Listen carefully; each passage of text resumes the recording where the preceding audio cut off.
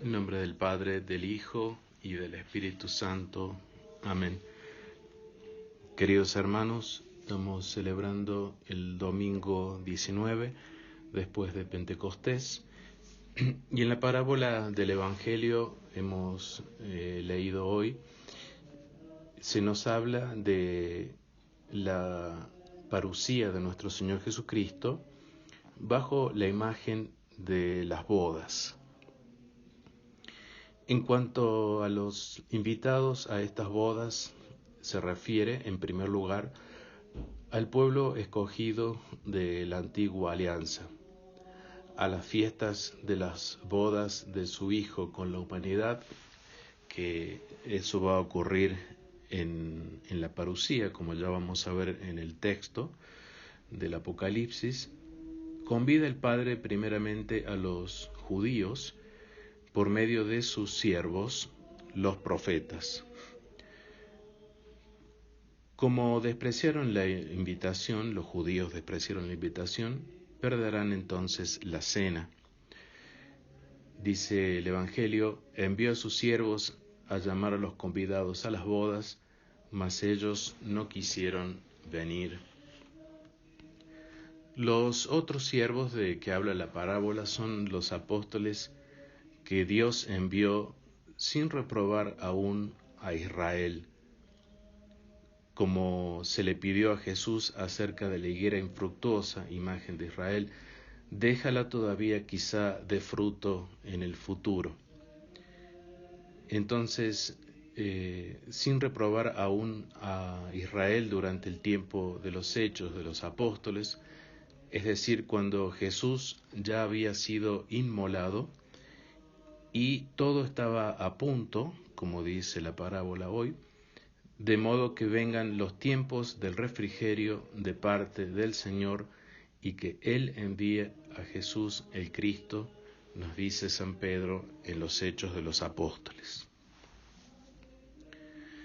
Rechazados esta vez por el pueblo, como Él lo fuera por la sinagoga, y luego quemada la ciudad de Jerusalén, así como leemos en la parábola, el rey encolerizado quemó su ciudad, los apóstoles y sus sucesores, invitando a los gentiles, llenan la sala de Dios.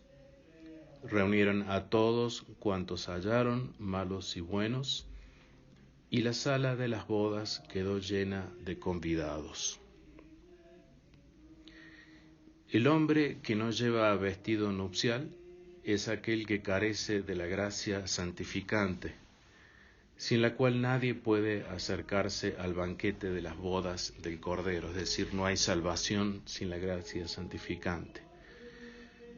Y entonces aquí viene el texto en el cual se habla claramente de las bodas del Cordero en el Apocalipsis.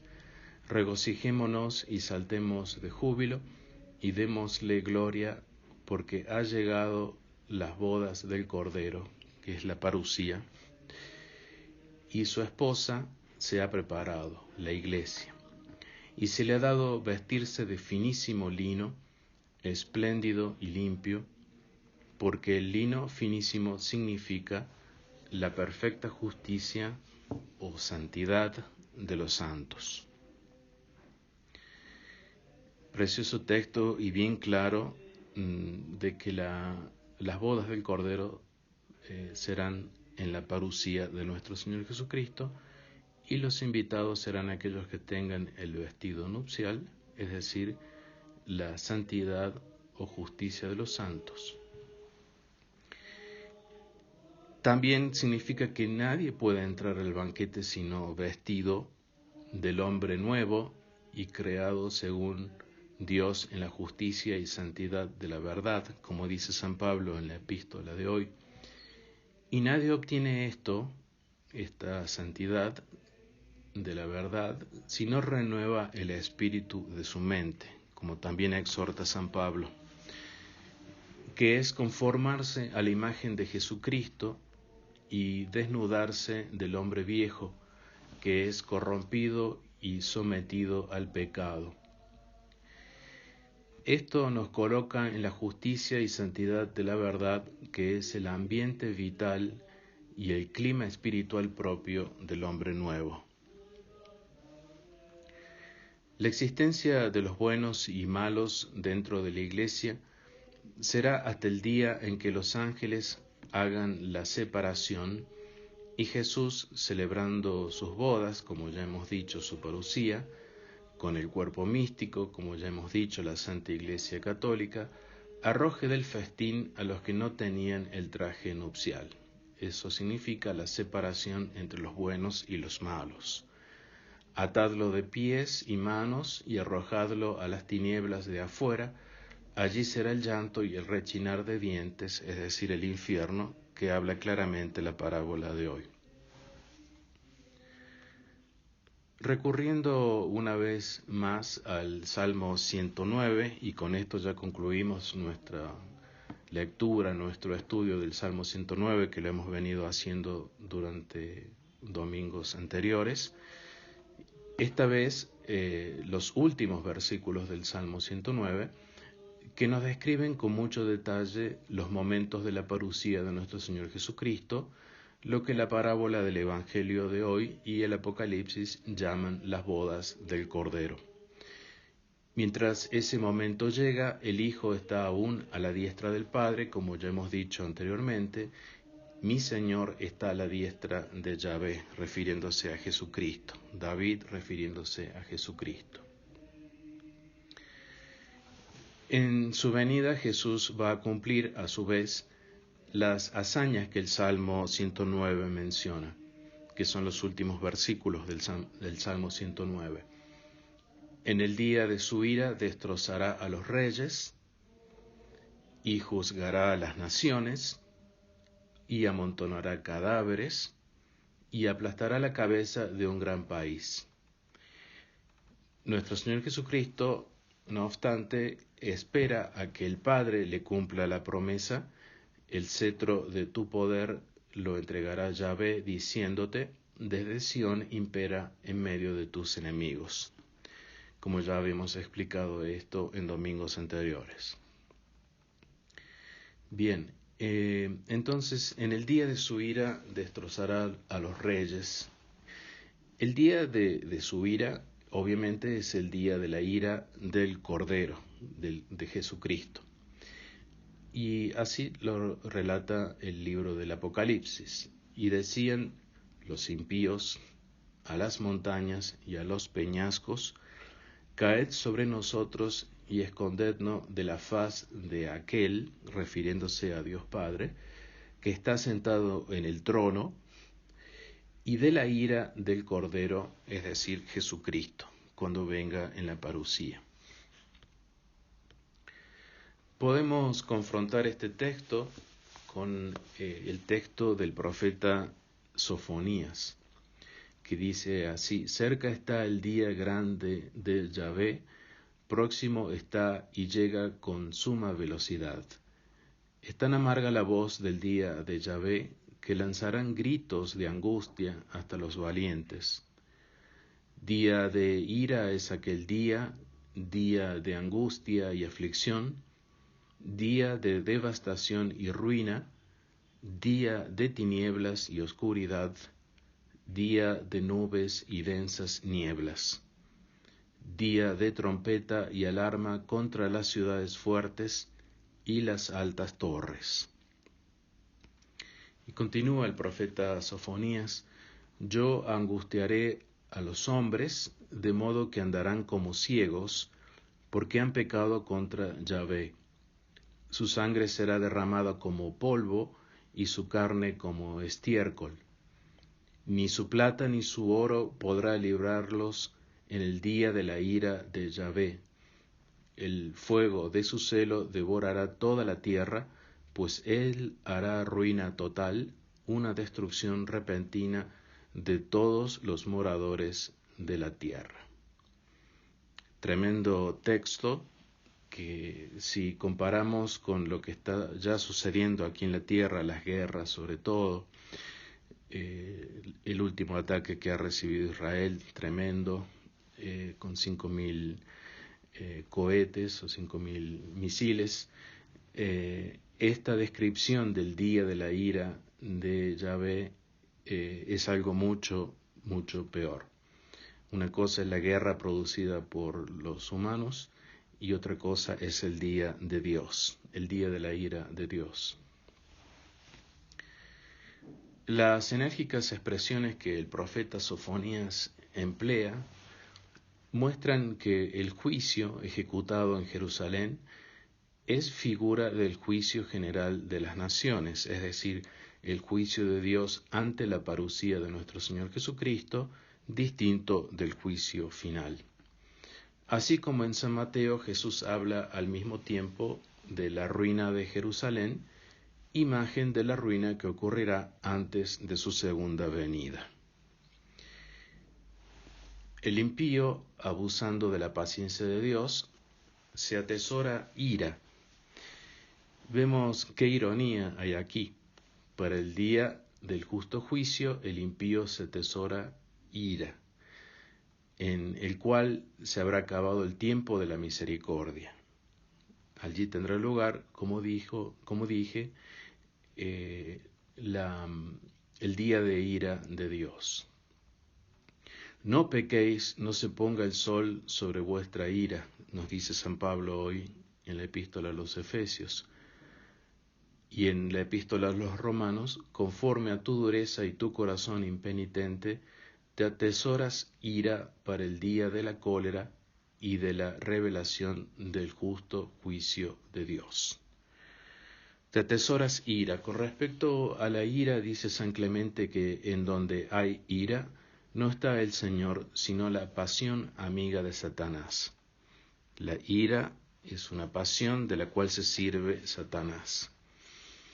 Y San Juan Crisóstomo llama a la ira demonio de la voluntad. Y San Basilio dice también que el que se deja dominar de la ira aloja en su interior a un demonio. Comenta San Agustín, los impíos florecen en el mundo, pero se secarán de espanto en el día del juicio. Tremendo va a ser el juicio de los impíos. Dice San Pablo a los romanos, a los rebeldes y a los que no obedecen a la verdad, sino a la injusticia, ira y enojo. Y a los tesalonicenses les dice, y a vosotros los atribulados, descanso, juntamente con nosotros, en la revelación del Señor Jesús, la parucía, descanso para los justos, desde el cielo con los ángeles de su poder, mas en llamas de fuego tomando venganza en los que no conocen a Dios y en los que no obedecen al Evangelio de nuestro Señor Jesucristo, los cuales sufrirán la pena de la eterna perdición, lejos de la presencia del Señor y de la gloria de su poder, cuando Él venga en aquel día, en la parucía, a ser glorificado en sus santos y ofrecerse a la admiración de todos los que creyeron, porque nuestro testimonio ante vosotros fue creído. Bien claro entonces San Pablo a los tesalonicenses, descanso para los justos e ira, venganza para los injustos, para los impíos, de parte de Dios. Como observan los comentadores, este juicio en el cual no se alude a la suerte de los justos es descrito con los caracteres de una batalla terrible, donde el Mesías no economiza sus fuerzas, pero en la que obtiene también un triunfo deslumbrante. El libro del Apocalipsis nos habla de espíritus de demonios que obran prodigios y van a los reyes de todo el orbe, a juntarlos para la batalla del gran día del Dios Todopoderoso. Todos los reyes del orbe con espíritus de demonios le harán la guerra a nuestro Señor Jesucristo. Estos espíritus, continúa el libro del Apocalipsis, guerrearán con el Cordero y el Cordero los vencerá, porque es Señor de señores y Rey de reyes. Y vencerán también los suyos, los llamados y escogidos fieles. Es decir, que en la venida de nuestro Señor Jesucristo se hará justicia, se juzgará. La administración de justicia fue siempre la más alta función del soberano, de un rey, hasta que vino la división moderna de los poderes, de los tres poderes ejecutivo, legislativo y judicial. Por eso en la Biblia, cada vez que leemos la palabra juzgar, esta es sinónimo de gobernar, es decir, de ejercer esos tres poderes por parte del rey. Y nuestro anhelo es ardiente por la pronta venida de nuestro Señor Jesucristo precisamente a reinar. Por las naciones se debe entender literalmente los gentiles o el tiempo de los gentiles. Así lo expresa el profeta Ezequiel: cercano está el día, se ha acercado el día de Yahvé, del cual ya hemos hablado, el día de ira, el día de las tinieblas, que será el tiempo de los gentiles, es decir, cuando se acabe el tiempo de los gentiles. O sea, el día de Dios, el juicio o castigo de Dios. El tiempo de los gentiles es el tiempo en que Dios se propone hacer estallar su cólera contra todo el mundo pagano o infiel, los malvados que son los que llevan adelante hoy el mundo. El capítulo 25 de San Mateo habla claramente del juicio de las naciones. Dice así: y todas las naciones serán congregadas delante de él, el Hijo del Hombre, en su parusía, y separará a los hombres unos de otros, como el pastor separa las ovejas de los machos cabríos. Y en la parábola de las minas, en el capítulo 19 de San Lucas, el hombre de noble linaje, que es nuestro Señor Jesucristo, a su regreso, es decir, a su parusía, expresó: en cuanto a mis enemigos, los que no han querido que yo reinase sobre ellos, traedlos aquí y degolladlos en mi presencia. Otra referencia al día terrible del juicio de Dios. Y el Apocalipsis nos muestra la venida de nuestro Señor hiriendo a todas las naciones, es decir, a los impíos, los malvados que rigen este mundo. De su boca, la de Jesucristo, sale una espada aguda para que hiera con ella a las naciones. Es Él quien las regirá con cetro de hierro. Es Él quien pisa el lagar del vino de la furiosa ira de Dios el Todopoderoso. Luego nuestro Señor aplastará la cabeza de un gran país. El Salmo dice la cabeza, así literalmente y en singular. El sentido parece ser al jefe, es decir, aplastará al jefe de un gran país, como refiriéndose al anticristo, aplastará al anticristo. Esto sucederá en el día de su ira, esto es, de la ira del Cordero. Pero ante el reino de Cristo que llega, los cielos prorrumpen en júbilo. Nos dice el Apocalipsis: y tocó la trompeta el séptimo ángel, y se dieron grandes voces en el cielo que decían: el imperio del mundo ha pasado a nuestro Señor y a su Cristo, y Él reinará por los siglos de los siglos. Y también para nosotros, aquí en la tierra, hay un suspiro igual. Y el Espíritu y la novia dicen: ven. Diga también quien escucha: ven. Y el que tenga sed, venga. Y el que quiera, tome gratis del agua de la vida, nos dice el Apocalipsis. Y en otra parte dice: el que da testimonio de esto, dice: sí, vengo pronto, palabras de Jesucristo. Así sea, ven, Señor Jesús, les decimos nosotros, Maranatá. El Salmo 109 concluye con este versículo: beberá del torrente en el camino, por eso erguirá la cabeza.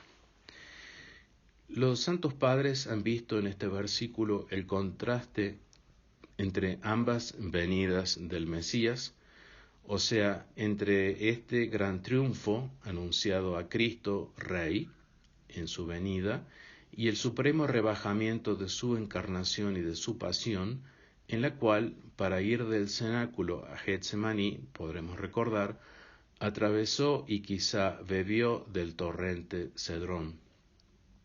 Esto significa entonces las dos venidas de nuestro Señor Jesucristo. Beberá del torrente es la primera venida, erguirá la cabeza la segunda venida. Y significa también más profundamente que aunque Jesús es omnipotente, manifestará recién su poder no en la primera venida como sucedió, sino cuando venga para el juicio, es decir, el juicio ante las naciones o gentiles, y llene de esplendor a sus santos. Eso todavía no ha sucedido, tiene que suceder. Entonces, cuando no existan ya los que dijeron como en la parábola, no queremos que éste reine sobre nosotros, como dice el mundo actual, que no quieren saber nada de Dios, de Jesucristo, de la Iglesia Católica, lo veremos a nuestro amable Rey, a nuestro Señor Jesucristo, que tiene un nombre sobre todo nombre, levantar triunfante para siempre la sagrada cabeza que nosotros coronamos de espinas y que los ángeles adoran, y por eso, como dice el Salmo, levantará la cabeza. Lo veremos y lo verán todos.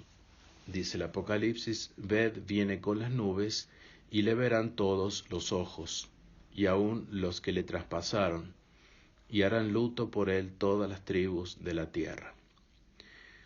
Lo verán también aún los que le traspasaron, como dice el profeta Zacarías, y derramaré sobre la casa de David y sobre los habitantes de Jerusalén espíritu de gracia y de oración, y pondrán sus ojos en mí, a quien traspasaron. Cita que también menciona San Juan en su Evangelio, volverán los ojos hacia aquel a quien traspasaron. Es decir, una clara referencia a la conversión de los judíos cuando lo vengan venir a nuestro Señor Jesucristo sobre las nubes.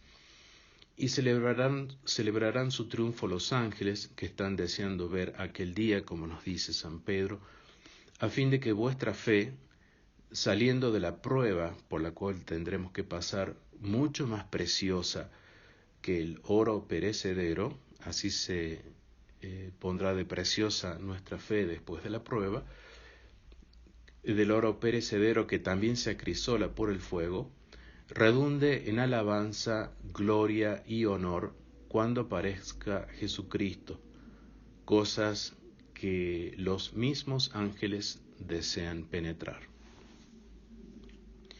Por esto, despojaos de la mentira, nos dice hoy San Pablo, hablad la verdad, que la verdad no sea callada, que no sea dicha parcialmente, como sucede, lamentablemente, que cada uno edifique a su prójimo, diciéndole la verdad con la verdad, pues somos miembros unos respecto de otros, por eso que no se nos oculte la verdad. No dar lugar al diablo, continúa San Pablo en los Efesios, porque el diablo es el padre de la mentira, porque vosotros, o sea, refiriéndose al Israel actual, sois hijos del diablo y queréis cumplir los deseos de vuestro padre. Él fue homicida desde el principio y no permaneció en la verdad porque no hay nada de verdad en él. Cuando profiere la mentira, habla de lo propio porque él es mentiroso y padre de la mentira. Así actúa el Israel actual, hijo del padre de la mentira. El Israel actual adora a las antiguas serpientes. Estos trabajaron y trabajan siempre para destronar al verdadero Mesías, Jesucristo, a quien mataron en la cruz, hasta que se conviertan, lo cual no va a ser algo fácil. Tendrá que ocurrir un milagro, como sucedió con la conversión de San Pablo, que hubo un milagro, una aparición de nuestro Señor Jesucristo, y este milagro será obrado por los dos testigos, cuando vengan, antes de la parucía, a la Israel de Dios, a la Santa Iglesia Católica, a la única arca de salvación. La gran mentira de la sinagoga de Satanás o la antigua serpiente fue adulterar las sagradas escrituras, algo que ocurrió, como ya hemos expresado en otros domingos, con el canon de Palestina, en el que quitaron 7 libros para silenciar así los textos que hablan claramente del Mesías Jesucristo. Así como también hoy se quiere silenciar el texto del Apocalipsis al decir que no es una profecía por cumplirse, sino una simple alegoría. Porque mentir o callar la verdad completa es una manera de hurtar el bien y la salvación del prójimo. A los que mienten, a los que callan la verdad completa, San Pablo les exhorta, a partir de su carta a los Efesios, el que hurtaba, que no hurte más que hable la verdad completa por el bien de la Iglesia. En el nombre del Padre, del Hijo y del Espíritu Santo. Amén.